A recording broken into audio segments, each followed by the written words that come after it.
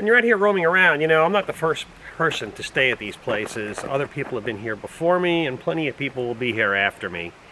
And it's a kind of a consideration thing. Sometimes you come upon a spot, it's a popular bathroom spot, you know, maybe back in the woods or something, and it can be a mess. A mess because people don't practice proper hygiene, they don't bury their offerings. And one simple thing is they leave a lot of toilet paper flowers around. Now what you can do is you can test this yourself. You take a piece of toilet paper, nice good wipe, and you put it into a glass of water, okay? Put a lid on there, and shake it.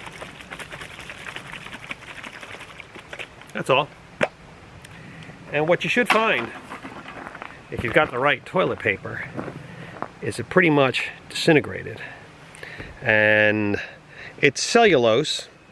It still has to break down, but as you can see, it's half broken down already. Cellulose takes time for the termites or whatever to eat it, but you want this kind of toilet paper, and it will help break down a little quicker in the wilderness. That's good toilet paper. So look for it, test it, and it'll help, you know, bury, cover whatever you've got, please, you know. There's no need to leave that out there for somebody else. It's your creation. So just cover it, use the right toilet paper, bury it, you know what to do in the woods.